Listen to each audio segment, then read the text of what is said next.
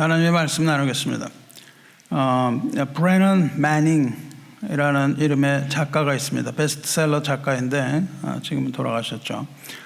대표작으로 The Ragamuffin Gospel이라는 책이 있습니다. Ragamuffin 단어는 못 들어보셨을 텐데 Ragamuffin 단어는 누더기를 걸친 사람이라는 뜻입니다. 혹은 허름한 옷을 입은 거지라는 뜻입니다.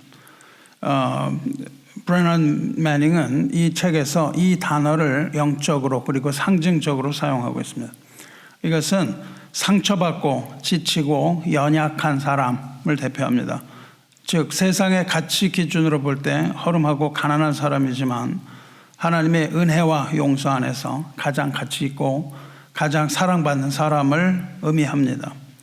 완벽하지도 않고 연약한 그런 사람들, 그러나 하나님 앞에서 겸손하게 자신의 한계와 연약함을 인정하는 그런 사람들, 세상에서 소외되었으나 그러나 그리스도의 조건 없는 사랑을 받는 사람들, 진정한 은혜를 갈망하는 사람들을 가리킵니다.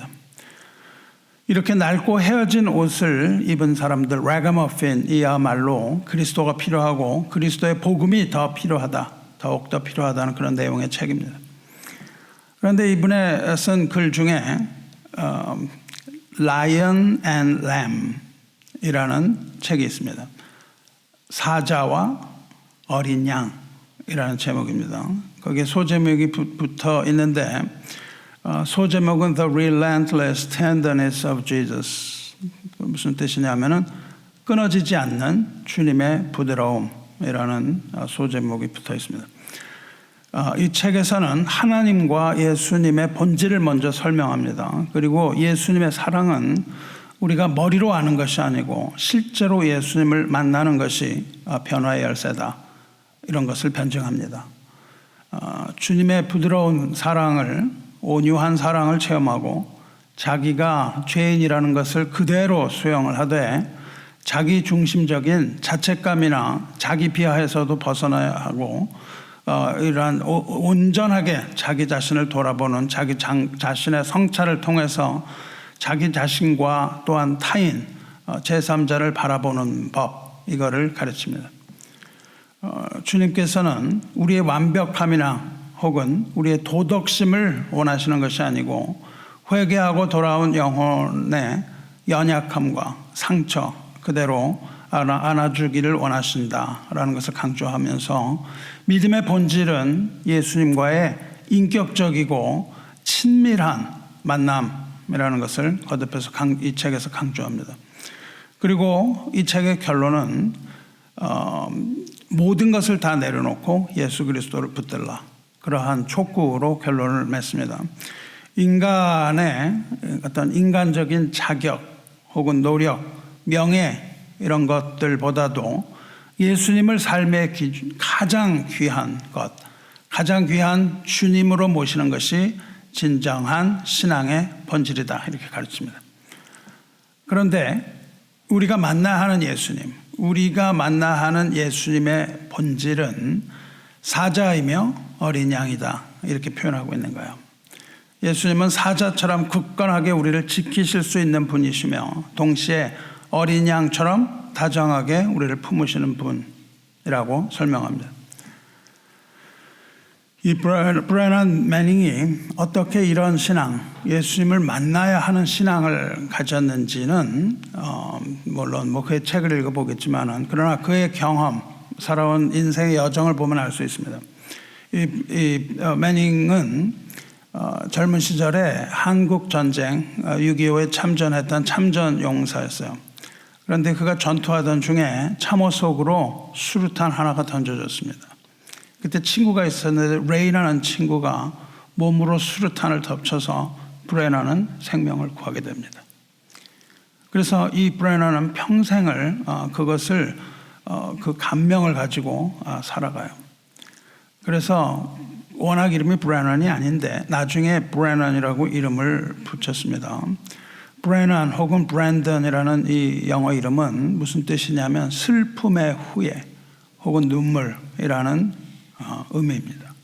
그러니까 그 친구가 수류탄을 덮쳐서 자기를 구원했던 것, 그런 것들, 그 사실에 대해서 이제 평생을 살아가는데 평탄한 삶을 살지 못하고 평생 알코올 중독과 씨름했습니다.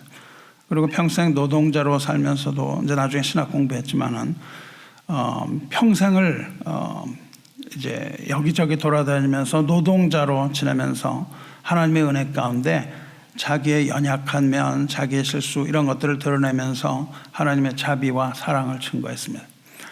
이 책의 제목 The Lion and the Lamb, 이거는 오늘 읽은 계시록 5장의 말씀에서 영감을 얻은 내용이에요. 계시록 5장을 돌아보면 사도 요한이 성령의 감동을 받아서 하늘의 열린 문을 바라봅니다. 그리고 그 열린 문을 통해서 하늘에 올라가요. 거기에서 천상의 예배의 현장에 참여합니다. 그때 하늘의 보좌가 열려 있고 그 보좌로부터 번개와 음성과 우레소리가 들립니다. 그리고 그 보좌 앞에 24 장로들과 네 생물이 서서 하나님을 찬양하며 하나님께 영광과 존귀와 감사를 돌리는 장면을 목격해요. 그리고 전능하신 창조주여 심판주이신 하나님의 영광과 어미가 선포되는 그 장면을 목도합니다.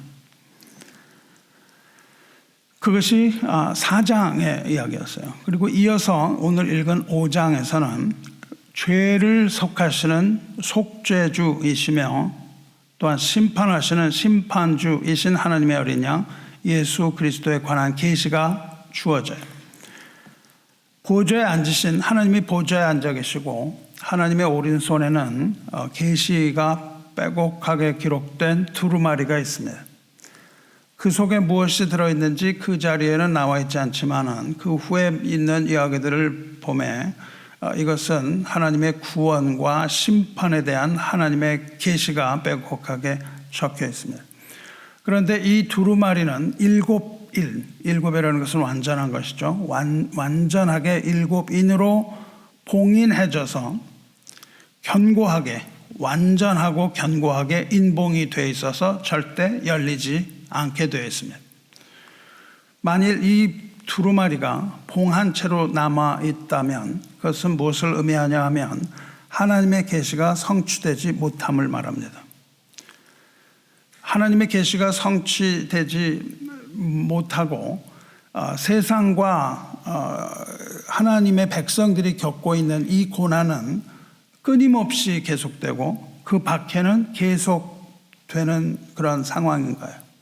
그래서 사도 요한은 지금 반모섬에 유배되어 사랑하는 형제들을 버려두고 거기에서 반모섬에 혼자 있는 상황에서 이 계시를 봐요. 그리고 그 형제들은 사도들을 다 잃어버리고 갈 바를 모르고 지하에 숨어서 그 잔혹한 박해를 받고 있는 거예요.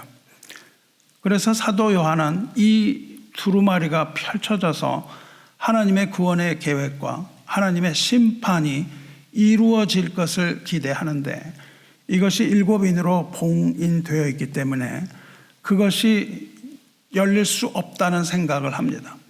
그래서 사도 바울은 절망감에 빠지는 거예요. 이제 자기 자신을 포함해서 자기의 형제들 역시 하나님의 계시가 이루어지지 못한다는 생각이 들었겠죠. 이 봉인이 열린다는 것은 감추어진 하나님의 계시가 성취되고 고통받고 있는 그 성도들과 사도 요한 자신이 구원을 받고 또한 교회를 박해하던 그 악인들이 심판을 받을 것을 의미합니다. 즉 두루마리에 인이 떼어진다는 것은 계시의 성취를 의미하는 거예요. 그런데 이 봉인된 인은 아무나 뗄 수가 없고 오로지 계시를 성취할 수 있는 자격이 있는 사람만이 열 수 있는 겁니다. 인봉을 열 자가 없다라는 그 절망감 때문에 따라서 구원과 이 심판에 관한 계획이 실현될 수 없다는 생각에 사도 요한은 절망감으로 울고 있다고요. 그렇게 요한이 울고 있는데, 큰 소리로 울고 있는데 장로 한 사람이 나와서 말합니다. 울지 말라. 유대 지파의 사자 다윗의 뿌리가 이겼으니 그 두루마리와 그 7인을 떼시리라. 이렇게 말해요. 천상천하에 그 인을 뗄 수 있는 자는 오직 한 분뿐인데, 그가 바로 유다 지파의 사자 다윗의 뿌리이신 예수 그리스도이며, 예수 그리스도께서 그 인봉을 떼실 것이니 이제 걱정하지 말고 울지 말라고 위로합니다. 이는 예수 그리스도께서 그 두루마리를 취해서 열고 인봉을 떼어놔서 하나님의 구원 계획을 완성하실 분임을 의미하는 것이죠. 이 사도 요한이 흘린 이 눈물은 우리 굉장히 큰 의미를 갖는 거죠. 사도 요한이 흘린 눈물은 인류가 갖고 있는 이 죄와 고난의 실상을 적나라하게 드러내고 있습니다. 그리고 십자가의 속죄와 부활을 통하여 죄사함과 구속을 이루신 그리스도가 철실히 필요하다는 것을 드러내고 있는 것이죠. 그리고 곧 인을 떼는 구속의 날이 임박했다는 것을 예고하는 그런 신앙적인 표현이요 고백이라고 아니할 수가 없는 겁니다.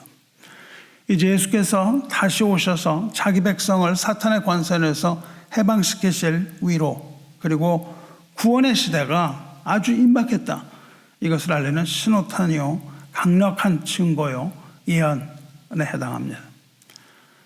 그런데 여기서 예수 그리스도를 유다 지파의 사자 그리고 다윗의 뿌리라는 이름으로 부릅니다. 유다 지파의 사자나 혹은 다윗의 뿌리는 모두 구약에서 메시아를 지칭하는 이름입니다. 다윗의 뿌리는 이사야가 예언한 바 메시아가 다윗의 후손으로 올 것이라는 예언에서 비롯된 이름이죠. 유다 지파의 사자 혹은 유다의 사자는 이사야 시대부터 훨씬 더 위로 거슬러 올라가서 창세기 49장으로 갑니다. 오늘 읽은 본문입니다. 이삭의 아들 야곱, 곧 후에 이스라엘이라는 이름을 얻은 그 야곱이 죽기 전에 10 아들을 축복하던 내용으로 거슬러 올라가죠. 유다는 야곱의 넷째 아들입니다. 야곱이 그 넷째 아들, 한 아들 이스라엘의 12지파를 에게 축복할 때에 유다를 축복한 내용이 오늘 본문이죠. 이렇게 시작하죠. 유다야, 너는 내 형제의 찬송이 될지라. 유다라는 이름의 뜻은 그 자체가 찬송이라는 뜻입니다. 그 이름이 말하는 것처럼 유다는 후에 형제들, 즉 이스라엘의 나머지 모든 지파들, 즉 하나님의 백성들의 찬송이 될 것이라고 이야기하는 거예요. 이어서 야곱은 또 유다야, 내 손이 내 원수의 목을 잡을 것이라고 축복하면서 예언합니다. 이것은 1차적으로 유다의 후손인 다윗에 대한 예언이죠. 다윗과 솔로몬에 의해서 그렇게 성취됩니다. 하지만 이것은 궁극적으로 다윗의 뿌리인 예수 그리스도에 의해서 완전하게 성취되는 예언이죠. 이 말의 궁극적인 의미는 유다 지파의 후손인 예수 그리스도께서 원수인 사탄의 머리를 깨뜨리고 승리하실 것을 상징하고 예언하고 있습니다. 야곱의 축복이 계속 이어집니다. 내 아버지 아들들이 내 앞에서 절하리로다. 즉 내 아버지 아들들, 즉 이스라엘 모든 지파의 유다는 이스라엘 모든 지파의 왕이 될 것이다 라고 예언하고 축복한 거죠. 이것 역시 예언의 성취가 어디서 이루어집니까? 이것은 만주의 주이시오 만왕의 왕이신 예수 그리스도로 말미암아 성취가 됩니다. 모든 백성의 왕이 되시는 거죠. 이 예언 후에, 이 축복 후에 9절로 넘어가면 유다는 사자 새끼로다.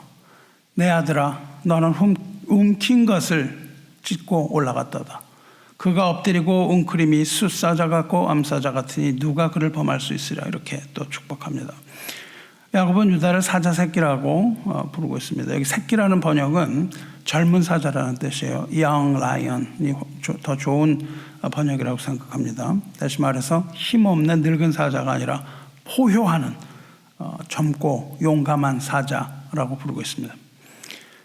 너는 움킨 것을 찢고 올라갔도다라는 말은 결국 마귀와의 전투에서 승리하여 영광을 얻는 메시아의 모습을 보여주고 있어요. 10절을 보시면 규가 유다를 떠나지 아니하며 통치자의 지팡이가 그 발 사이에서 떠나지 아니하기를 실로가 오시기까지 이르리니 그에게 모든 백성이 복종하리로다. 규라는 것은 왕이 가지고 있는 지휘봉입니다. 규가 유다를 떠나지 않는다는 것은 그 왕권이 영원할 것이라는 것을 의미해요. 그래서 그 규는 누구에게 주어지냐 하면 다윗에게 주어집니다. 그러나 다윗의 나라는 영원하지 않고 이스라엘은 멸망합니다. 그러므로 이것 역시 예수 그리스도의 나라, 하나님의 나라를 예언하고 있는 거예요. 다윗의 뿌리, 유다의 후손인 예수 그리스도의 왕권은 영원할 것이므로 이 예언은 유다의 후손, 즉 유다의 사자인 예수 그리스도를 예언하고 있는 거예요. 11절 보세요. 그의 나귀를 포도나무에 매며 그의 암나귀 새끼를 아름다운 포도나무에 맬 것이며 이렇게 축복합니다. 포도나무라는 것은 혹은 포도는 풍요의 상징입니다. 이것은 무엇을 얘기하고 있습니까? 주 예수 그리스도를 통해서 우리에게 풍성한 은혜가 부어질 것을 예언하고 있습니다. 나귀는 무엇입니까? 나귀는 평화와 겸손을 의미합니다. 예수 그리스도는 겸손의 왕으로 오셨는데 겸손의 왕으로 오셨을 뿐만 아니라 평강의 왕으로 오신 것을 또한 나타냅니다. 그러므로 이것은 우리에게 적용을 할 때 우리가 그리스도 안에서 우리에게 평화가 부어진다는 것을 말하며 그 평화로운 천국이 우리에게 주어진다는 것을 말합니다. 이 나귀를 포도나무에 맵니다. 우리가 나귀를 타고 여행을 하는데 우리가 무슨 일을 하거나 여행 중에는 나귀를 묶어두지 않습니다. 일할 때는 나귀가 일을 하게 하죠. 묶어두지 않죠. 여행할 때도 나귀를 묶어두지 않습니다. 나귀를 포도나무에 묶었다는 것은 이제 그리스도 안에 있는 우리가 이 광야와 같은 삶을 끝내고 아버지의 집에 가는 것을 의미합니다. 우리는 아버지의 집에 가서 나귀를 묶어놓고 쉼을 얻는 거죠. 그리스도 안에 있는 자들은 나그네와 같은 이 인생의 수고를 다 끝내고 포도나무의 그 풍성와 같이 그렇게 풍성하고 비역한 곳 천국에서 안식과 평화를 누리는 거예요. 더 이상 일을 하지 않는 겁니다. 그러면서 천국의 풍요로운 그 삶을 살게 될 것을 암시합니다. 수고하고 무거운 짐진 자들아 다 내게로 오라.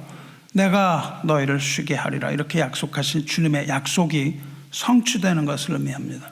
이 나귀는 더 이상 일하지 않고 그 포도나무가 풍성한 곳에서 나귀는 거기에 매여 있는 것이고 그것이 성취될 때 우리는 안식으로 들어가는 것이죠. 이 땀을 흘려야만 하는 이 세상, 이러한 이 세상의 고생이 다 끝나고 하늘로부터 내려오는 살아있는 떡, 십자가에서 찢기신 예수 그리스도의 몸을 나누는 그러한 성찬 공동체에게 은혜와 평강과 만족이 주어질 것을 뜻하는 거예요. 더 이상 나귀는 농사 짓거나 여행하는 데 있지 않고 우리는 하늘에서 내려온 떡, 살아있는 떡, 예수 그리스도의 몸, 십자가에서 찍히신 그 몸으로 살아가는 것이죠. 창세기 11절로 그 뒤로 넘어가면요. 또 그 옷을 포도주에 빨며 그의 복장을 포도주에 빨리로다. 그의 눈은 포도주로 인하여 붉겠고 그의 이는 우유로 말미암아 희리로다. 이 말씀은 낙원의 모습을 강조하고 확대해서 보여주는 거예요. 이것은 천국의 넘치는 번영, 풍성한 은혜를 상징합니다. 그 천국에서는 그 풍성한 포도주가 너무 많이 생성되는 거예요. 그래서 너무너무 풍성해서 이것을 먹는 것뿐만 아니라 배가 부르게 먹고도 그게 남아 돌기 때문에 포도주로 옷을 빨 수 있을 정도로 넉넉하게 포도주가 생산된다는 겁니다. 천국에서는 하나님의 은혜와 은총이 넘쳐 흘러서 우리가 감당할 수 없을 정도로 부어지는 하나님의 은혜가 있는 그 천국의 모습을 보여주고 있어요. 이 모든 것이 다 유다에게 부어지는 예언이요, 유다에게 부어지는 축복입니다.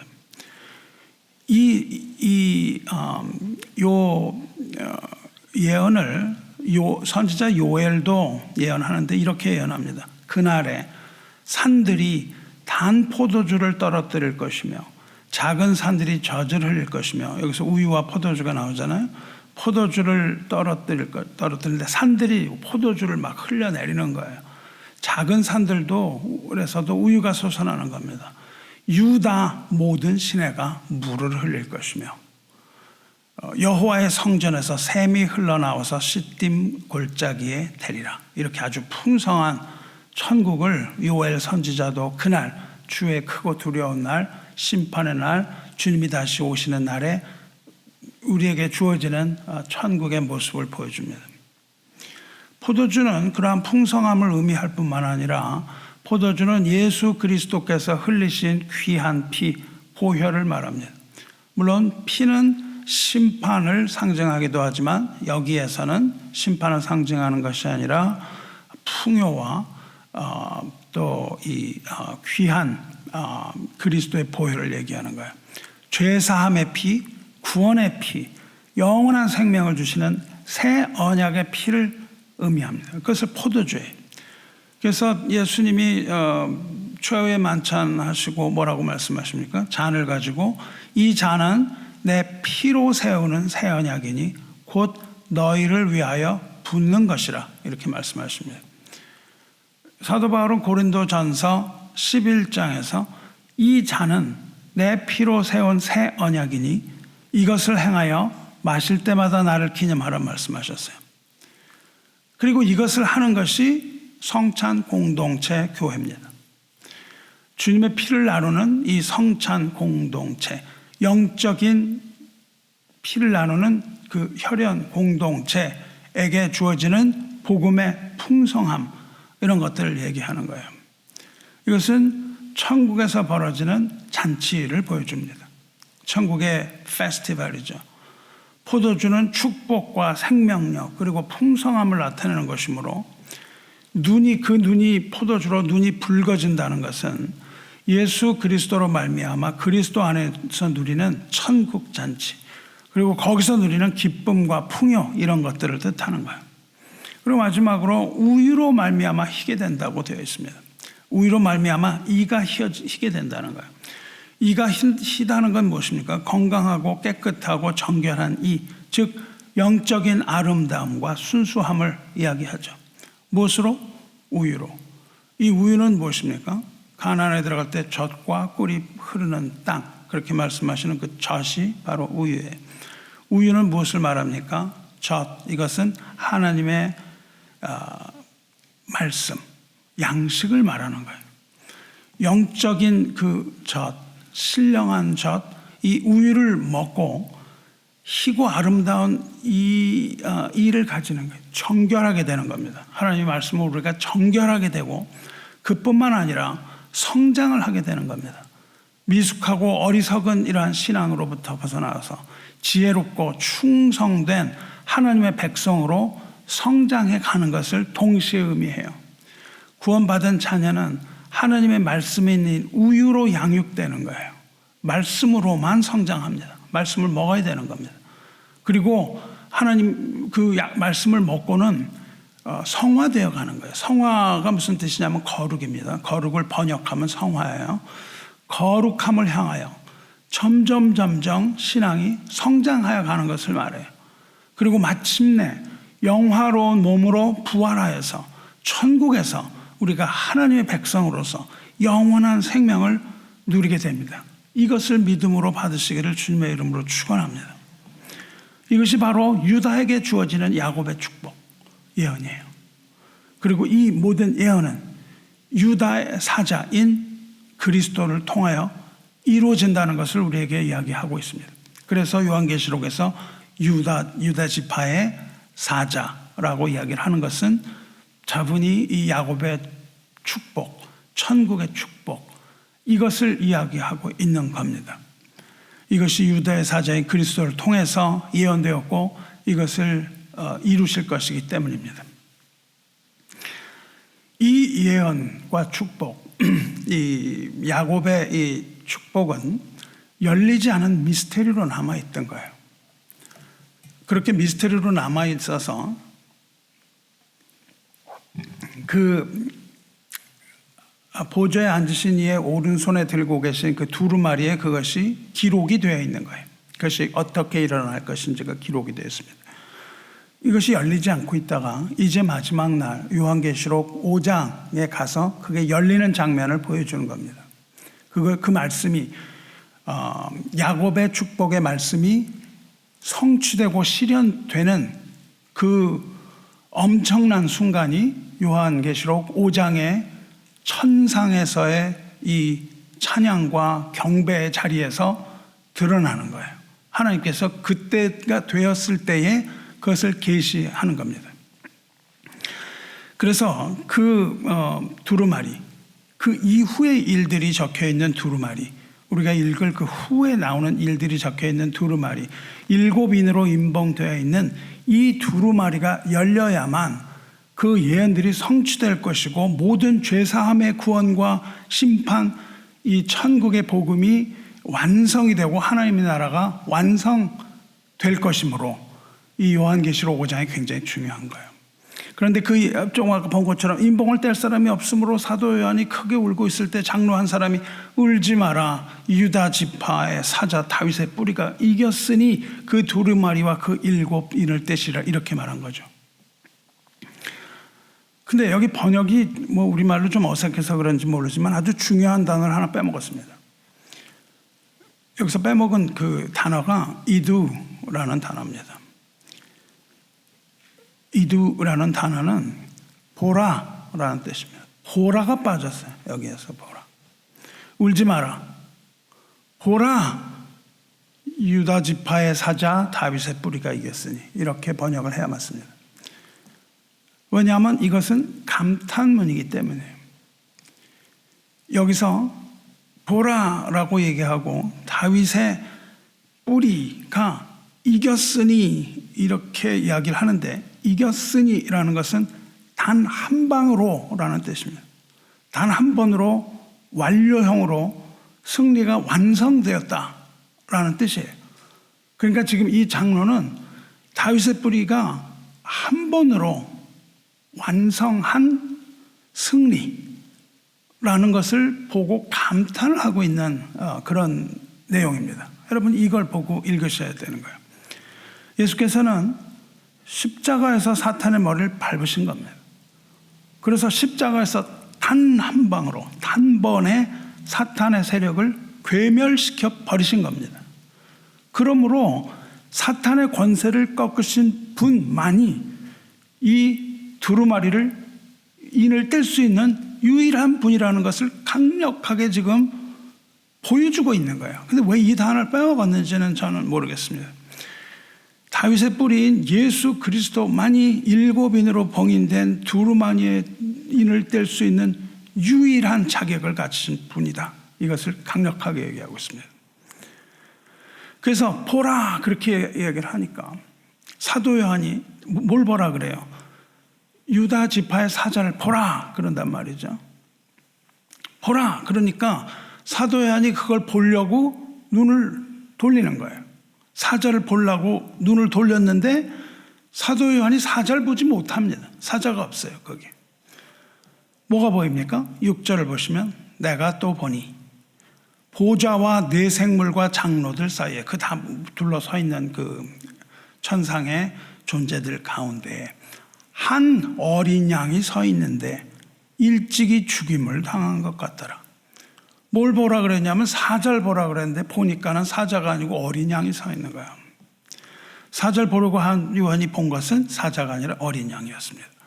그 어린 양은 일찍이 죽임을 당한 어린 양이더라. 이렇게 되는 겁니다. 그 어린 양이 누구예요? 그 어린 양은 세례 요한이 말한 바 세상 죄를 지고 가는 하나님의 어린 양, 이 세상에 오신 하나님의 독생자 예수 그리스도를 보는 것이죠. 이게 무슨 일일까요?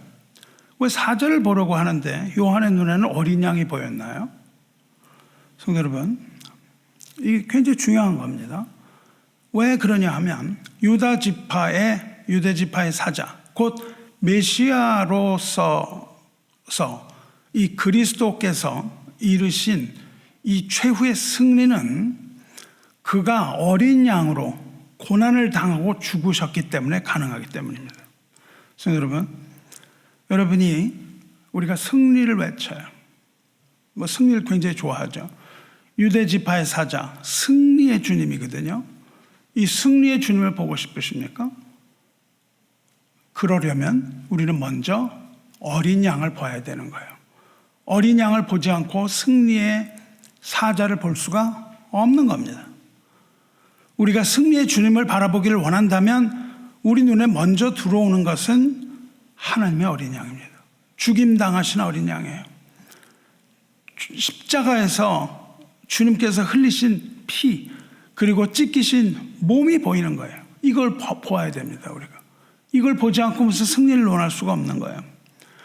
유월절 어린 양의 피로 이루어진 그 구원, 우리는 그것을 볼 때에 비로소 그가 죽임당한 어린 양이 유대 지파의 사자, 승리의 사자, 포효하는 사자라는 사실을 분명하게 깨닫는 거예요. 이 어린 양을 보지 못하고는 사자를 보지 못합니다.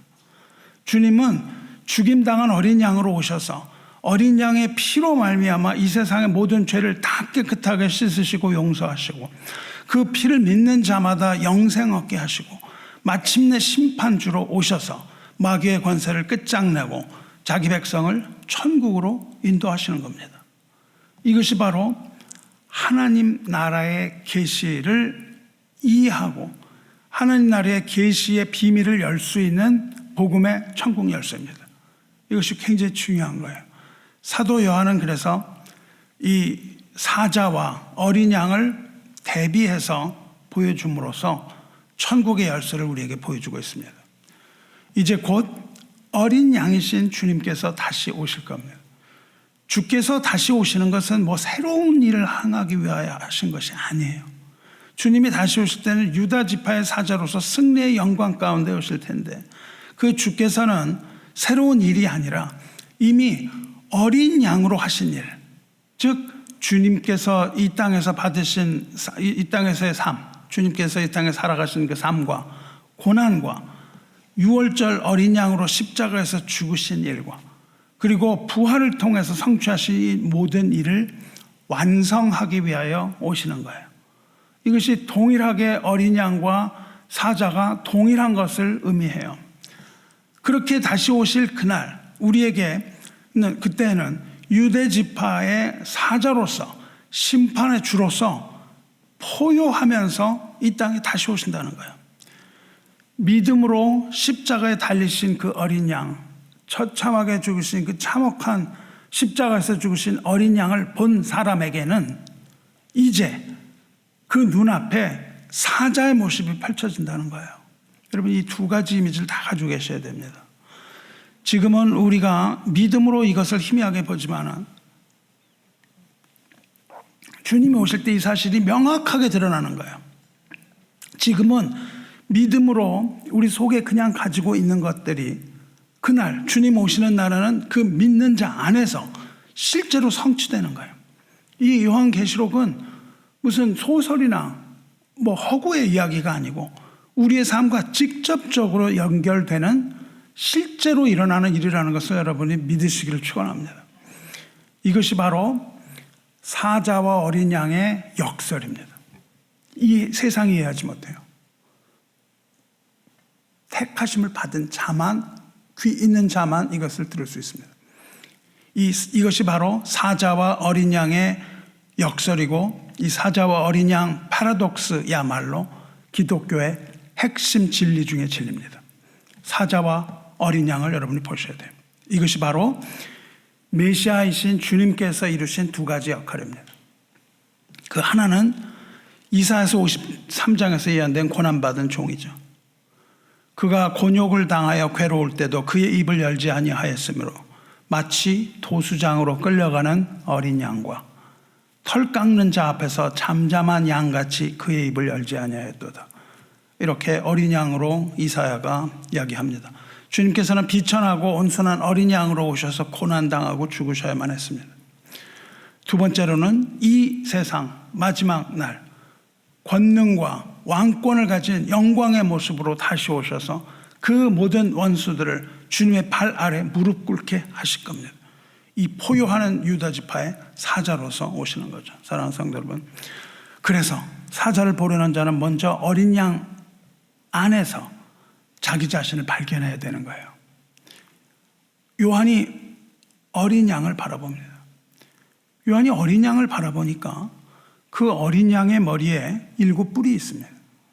그리고 거기에는 7 눈이 있다고 되어 있는데 7 눈이 무엇인지를 설명을 합니다. 그에게 7 뿔과 7 눈이 있으니 이 눈들은 온 땅에 보내심을 받은 하나님의 7 영이라, 이렇게 설명을 해줘요. 7 뿔은 어린 양의 능력을 상징합니다. 7이라는 건 여러분 아시는 바와 같이 완전수예요. 그러니까 이 어린 양은 그 모든 것을 이루실 하나님의 완전한 능력을 가지신 분이라는 뜻입니다. 어린 양은 죽음을 당했지만 부활하셔서 하늘과 땅의 모든 권세를 다 받았으니, 그렇게 말씀하세요. 하늘과 땅의 모든 권세를 받으신 완벽한 능력을 갖춘 하나님의 어린 양이라는 뜻이에요. 그래서 7 뿔이 있습니다. 그런데 7뿐만 아니라 7 눈이 있어요. 7 눈이 무엇인지는 설명했습니다. 이 눈들은 7 영, 완전한 영, 진리의 영, 하나님의 영을 말한다고요. 하나님의 성령을 이야기하고 있습니다. 어린 양은 죽임을 당하셨어요. 그러나 하늘과 땅의 모든 권세를 다 받으셨습니다. 그리고 부활하셔서 하나님 보좌의 오른편에 앉아 계십니다. 그리고 그때에 우리들에게 성령을 보내신다고요. 사도행전 2장에 성령이 임하십니다. 성령을 보내셔서 그 어린 양은 지금도 일하고 계시는 거예요. 성도에게 성령이 임하는 것은 주님의 약속이었어요. 그리고 성령이 임했을 때 주님의 교회가 탄생했습니다. 성도가 고난했을 때, 고난을 당할 때에 내가 너희를 고아와 같이 버려두지 않는다고 말씀하셨습니다. 그리고 세상 끝날까지 내가 너희와 함께 있으리라 말씀하셨어요.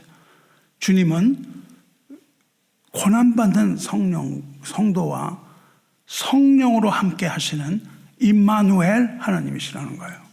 그것이 바로 어린 양입니다. 우리가 그 어린 양을 바라요. 어떨 때는 하나님이 침묵하시는 것 같지만 이 어린 양은 7 눈, 7 영, 그리고 7 뿔, 이 완전한 영으로서 우리와 언제나 함께 계신다는 것을 믿으시기를 축원합니다.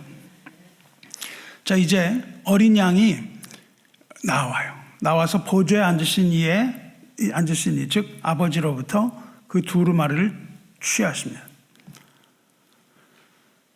두루마리, 즉 임봉된 하나님의 계획을 완성하시는 분은 7 뿔을 가지신 분, 7 영을 가지신 분, 즉 하늘과 땅의 모든 권세를 받으신 분이 그것을 여는 거예요. 이것은 어린 양이 아버지로부터, 이 두루마리를 받았다는 것은 아버지로부터 왕권을 위임받는 것을 의미합니다. 하나님으로부터 그 왕권을 받으시는 거예요. 그 책을.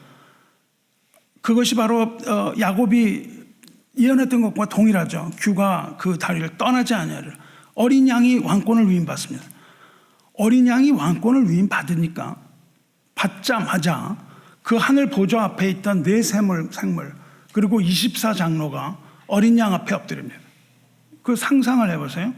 하나님이 보좌에 앉아 계시고 이것을 어린 양이 딱 취하니까 거기에 앉아있던 모든 4 생물 24장로가 그 앞에 엎드립니다. 엎드리고 주님의 권위와 능력을 찬양하는 거예요. 8절 보세요. 그 두루마리를 취하심에 4 생물과 24장로들이 그 어린 양 앞에 엎드려 각각 검은 고와 향이 가득한 금대접을 가졌으니 이 향은 성도의 기도드리라. 즉 4 생물, 검은 고, 그 다음에 아직 하늘나라 가지 못했지만 이 땅에 사는 모든 백성들이 기도하는 것, 우리의 기도가 다 그 천국의 찬양에 참여한다는 거예요. 우리 기도가 얼마나 귀한 것인지, 그것이 하늘로 향연이 되어 올라가서 이 천사들이 그것을 금대접에 담아서 하나님 앞에 갖다 놓고 어린 양이 그것을 취하시는 그때에 네 생물과 또 24장로들과 검은고를 타면서 거기에 올라가는 향이 들은 금대접을 가진 성도들의 모든 기도를 그 앞에 올려드리는 겁니다.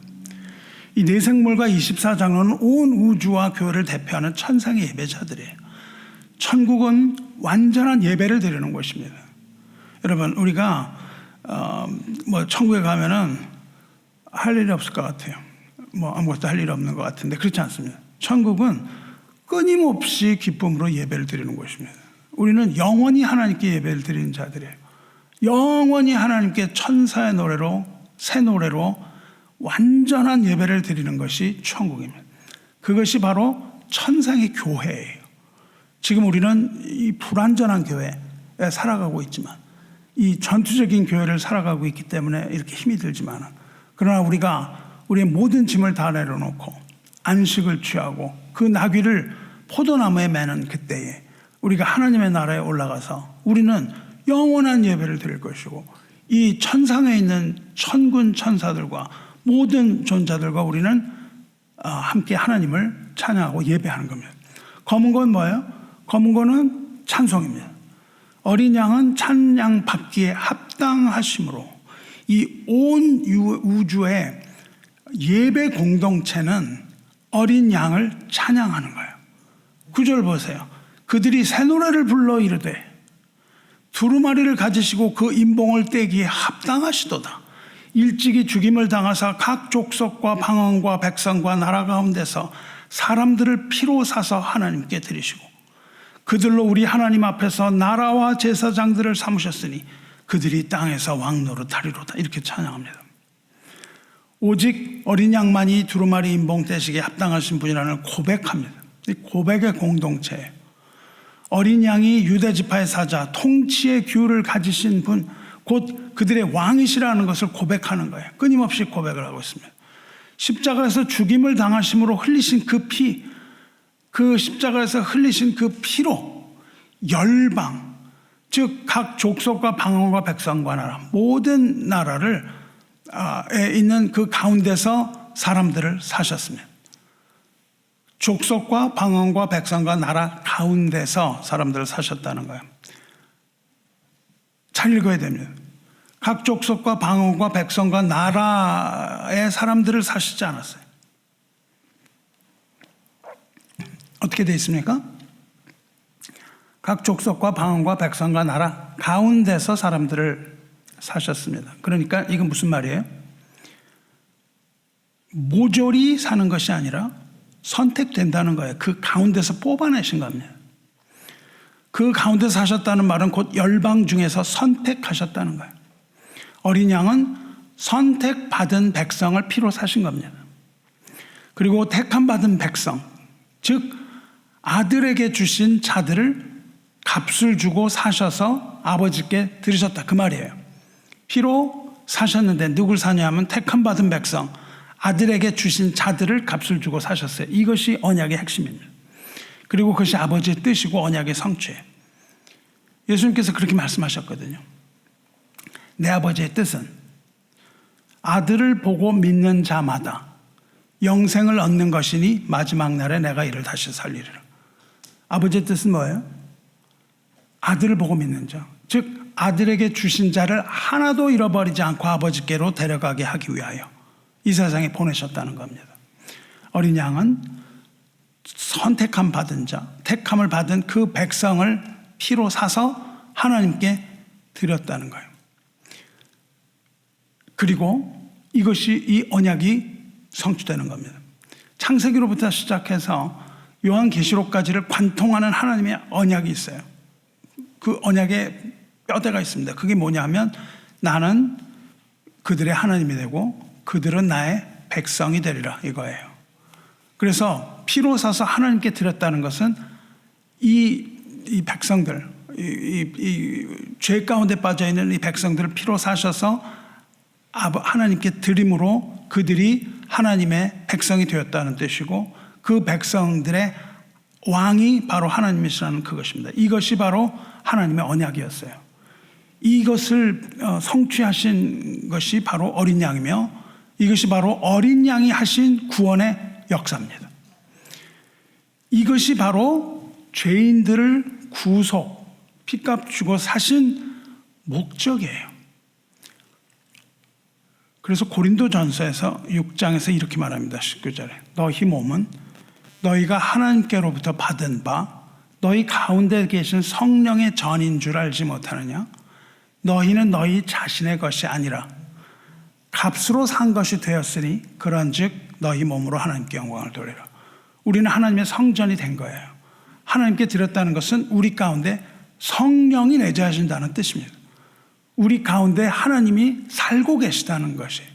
그러면 우리가 어디를 가든지 하나님은 우리와 늘 함께 하시는 거예요. 왜냐하면 우리 안에 계심으로, 우리 안에 계심으로 늘 성령이 우리와 함께 하시는 하나님인 것입니다. 그러므로 우리의 몸은 하나님으로부터 받은 건데, 우리가 성령의 전이고 우리는 우리 것이 아니고 값으로 사신 하나님의 것이므로 우리가 우리의 몸을 더럽혀서는 안 된다는 겁니다. 우리가 우리의 몸을 더럽히지 말고 하나님께 영광을 돌려야 하는 이유는 우리 안에 성령이 계심으로 그런 겁니다. 그러므로 우리는 우리 것이 아니라 피 값 주고 사신 하나님의 것, 성령이 거하시는 하나님의 성전이라는 것을 분명히 깨달으시고, 저와 여러분의 삶으로 하나님께 영광을 돌리고 어린 양에게 영광을 찬송을 하는 것이 마땅합니다. 이와 같은 우리가 마땅히 해야 할 바를 하는 그러한 거룩한 성도 되시기를 주님의 이름으로 축원합니다. 이들이 부르는 노래가 무슨 노래라고요? 새 노래라고 지금 이야기하고 있습니다. 성도 여러분, 지난주 설교 기억하시죠? 오늘은 그 2부에 해당하는 거예요. 누가 새 노래를 부른다고 했어요?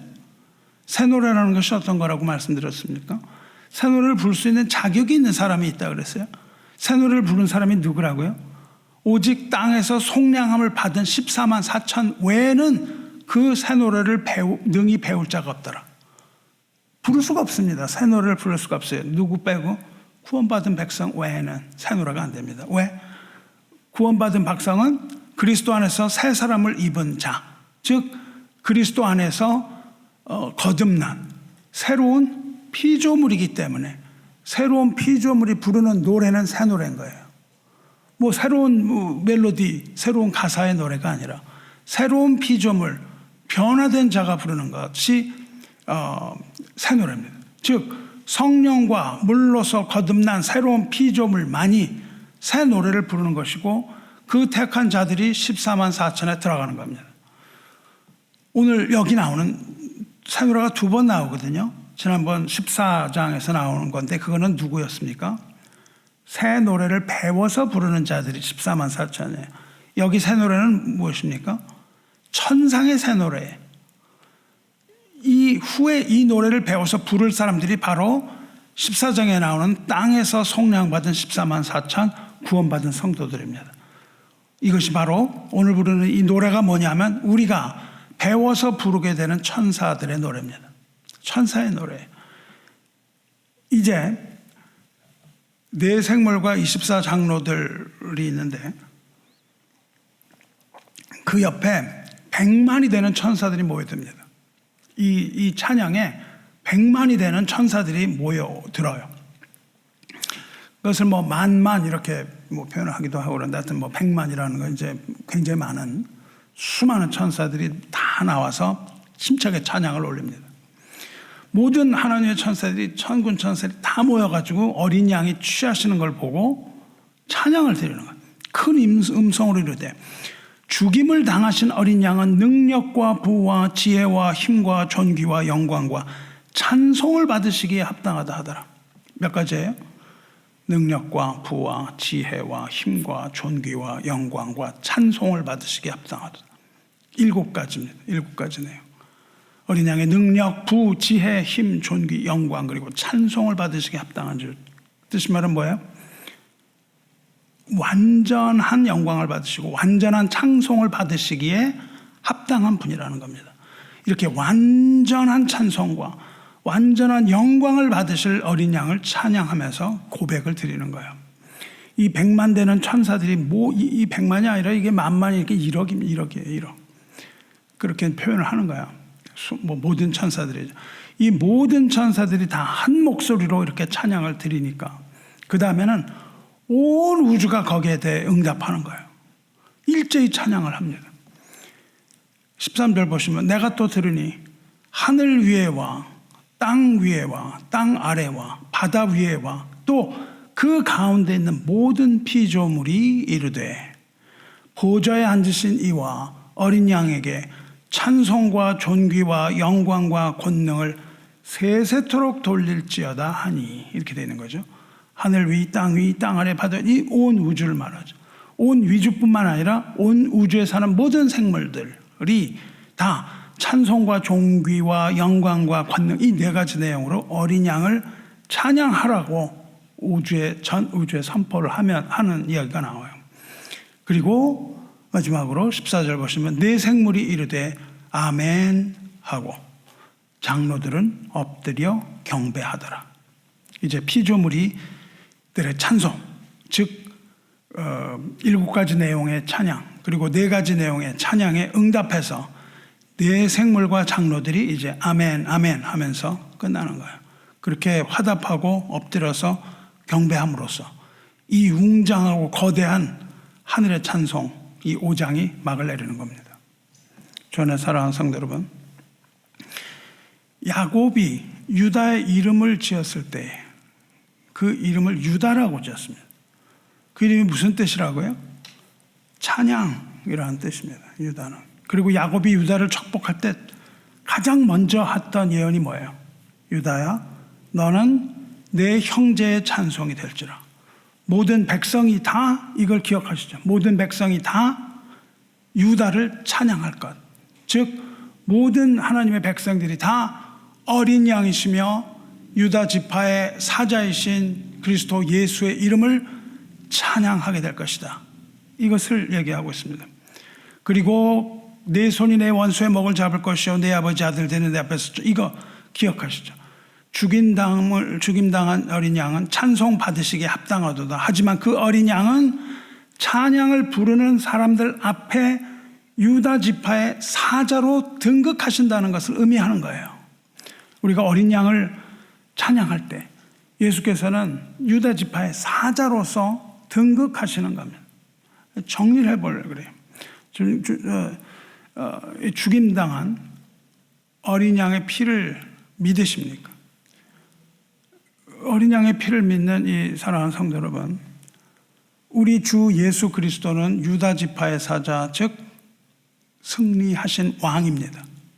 그리스도는 하나님의 주권으로 세상을 통치하시는 주님이시고 불가항력적인 권능을 가지고 오시는 심판주입니다. 또 주님은 동시에 죽임당하신 하나님의 어린 양 그 참혹한 십자가에서 샘물같이 흘러내리는 그 피를 흘리시고 그 값으로 온 인류를 구원하시고 교회를 사신 우리의 구속주이십니다. 주님은 사자이면서 동시에 어린 양입니다. 사자의 권세 없이는 구원이 완성되지 못합니다. 반대로 어린 양의 희생 없이는 우리 죄가 용서받지 못합니다. 예수님은 우리를 구원하기 위하여 오셨고 그 구원은 주님의 죽으심과 부활을 통해서 성취됐어요. 여러분, 어린 양을 보시고 그리고 사자를 보시기를 축원합니다. 완전하신 구원자 예수 그리스도를 믿는 믿음으로 말미암아 우리는 영원한 생명을 얻는 것이고 하나님 나라에 참여하여 하나님 나라의 백성이 되는 겁니다. 사랑하는 성도 여러분, 자 이제 그러면 우리는 이 말씀을 통해 무엇을 깨달아야 하나요? 첫째로 다시 한번 기억하시기 바랍니다. 우리 주님은 강하고 능력 있는 유다 지파의 사자라는 사실을 기억하시기 바라요. 세상의 어떤 것도 우리 주 예수 그리스도의 힘과 능력을 넘어설 수 있는 것은 없습니다. 우리는 두려워하지 말아야 되는 거예요. 왜? 유다 지파의 사자가 우리의 주님이시므로 우리는 두려워하지 말아야 됩니다. 우리는 두려워하지 말고 유다 지파의 사자에게 여러분 자신의 모든 문제를 다 맡겨야 됩니다. 주님은 그것을 다 이루어줄 수 있는 능력을 가지신 분이에요. 그러니까 우리는 유다의 사자에게 모든 것을 우리가 맡길 수 있는 거예요. 둘째로 우리 주님은 자기 자신을 희생하신 자비로우신 어린 양인 것을 기억하시기 바라요. 우리의 구원은 우리의 공로가 아니라 값없이 주어진 하나님의 은혜라는 이 사실 하나를 잊지 말아야 됩니다. 오직 어린 양의 은혜로 우리는 구원을 받은 거예요. 그래서 우리는 사자심의 어린 양이신 예수 그리스도만을 온전히 의지하고 온전히 섬겨야 되는 거예요. 우리 주 예수 그리스도 우리 주님만이 우리의 참된 산 소망이시며 우리의 구원이시며 우리의 승리이며 우리의 영원한 기쁨인 겁니다. 그리고 마지막으로 우리는 유다의 사자이시오 어린 양이신 주님을 힘을 다하여 찬양해야 되는 거예요. 땅에서 구원받은 백성은 새 노래로 힘차게 주님을 찬양하며 살아야 됩니다. 교회의 목적이에요. 우리 모두 이 회중 가운데 새 노래로 주님의 이름을 찬양하시기 바랍니다. 이제 말씀 맺으려고 하는데 말씀 맺기 전에 한 가지만 맺고 넘어가야 돼요. 이러한 가운데 우리가 조심해야 되는 게 있습니다. 세상에는 주님만이 아니라 마귀와 적그리스도의 세력이 존재하는 이 어둠의 황제가 있다는 것을 아셔야 돼요. 마귀는요, 창의성이 없어요. 여러분, 마귀가 뭐 굉장히 센 것 같지만 제가 보기엔 너무너무 무식하고 너무너무 무능할 뿐만 아니라 아주 바보 같은 겁니다. 그래서 마귀는 하나님을 흉내내려고 해요. 그리고 그리스도 흉내를 냅니다. 계속해서. 그러면서 자기가 아주 굉장히 높은 것처럼 얘기해요. 마귀는 유다 지파의 사자인 그리스도를 흉내냅니다. 베드로전서 5장 8절에 근신하라 깨어라 너희 대적 마귀가 우는 사자같이 두루 다니며 삼킬 자를 찾나니 너희는 믿음을 굳게 하여 저를 대적하라. 이는 세상에 있는 너희 형제들도 동일한 고난을 당하는 줄을 알미리라. 이 사자가 우리를 고난 가운데 밀어놓고 마치 자기가 사자인 것처럼 하는데 거짓 사자인 것이죠. 진정한 사자는 유다 지파의 사자, 우리 주 예수 그리스도밖에 없는 겁니다. 젊은 사자 예수밖에 없어요. 그런데 사탄은 마치 자기의 모습이 무엇이든지 할 수 있는 사자인 것처럼 가정하고 또 아름다운 광명에 버린 것처럼 가장을 하지만 사실 마귀는 거짓의 사도이며 우리를 삼키려는 사자의 모습을 한 마귀에 불과한 겁니다. 그래서 우리는 영적으로 이것을 분별하고 하나님에게 복종하며 마귀를 대적해야 되는 거예요. 거짓 사자에 속지 마시기 바랍니다. 거짓 사자는 우리의 털끝 하나도 건드릴 수 없습니다. 하나님께서 지키심에 거룩한 자를 만지지도 못한다 말씀하셨습니다. 우리는 진정한 사자가 누구인지 알아야 돼요. 또 계시록 14장을 보시면 땅에서 올라오는 짐승, 거짓 선지자가 있습니다. 이 세상 권세에 굴복하고 아첨하는 이 땅에서 올라온 짐승, 거짓 선지자, 거짓 교사, 거짓 종교의 영이 있어요. 세상에 아부하면서 성도를 미혹합니다. 그 짐승의 모습이 무엇과 같다고 표현되어 있습니까? 짐승의 모습은 어린 양 같으나 그런 모습을 하고 있어요. 같으나 그 입으로는 용의 말을 하더라. 마귀의 말을 한다고요. 여러분, 이 짐승이 무엇인가요? 우리에게 좋게 보이는 거짓 신학과 거짓 복음 이런 것들이죠. 성도를 미혹하려고 하는 것, 하나님의 진정한 말씀이 아닌 것, 이런 것들을 가지고 어린 양의 모습을 가지고 굉장히 나이스하게 나타나는 거예요.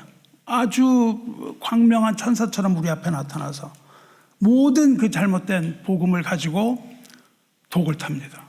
복음의 독을 타서 먹지 못하게 만들려고 하는 거예요. 그래서 할 수만 있으면 택함을 받은 백성까지도 미혹하려고 한다고 돼 있어요. 그래서 여러분은 여기에 속지 말아야 됩니다. 거짓 사자의 모습에 속지 말아야 하고 거짓 어린 양의 모습에 여러분 속지 말고 영적으로 잘 분별해야 됩니다.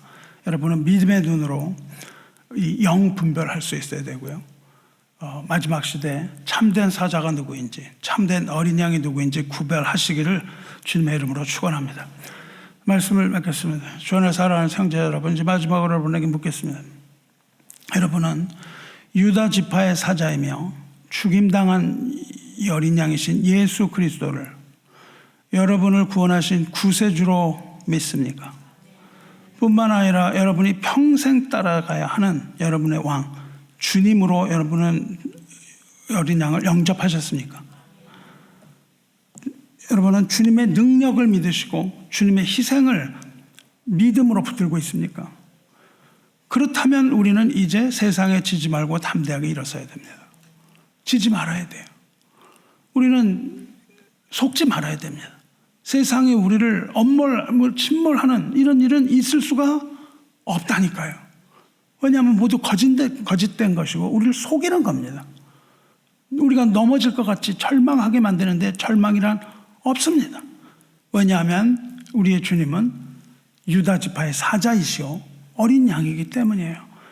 이제 여러분 담대하게 일어서야 됩니다. 이제 상처받은 일을 그만하고 우리는 하나님의 자녀요 택함을 받은 하나님의 백성이라는 이 자존감, 이것을 여러분이 살려내셔야 되는 거예요. 우리는 하나님의 자녀입니다. 그리고 하나님의 백성입니다. 그리고 유다의 지파인 사자가 우리의 주님이십니다. 어린 양이 우리의 주님이세요. 그러므로 이 놀라운 능력과 희생의 복음을 여러분이 들고 나가야 됩니다.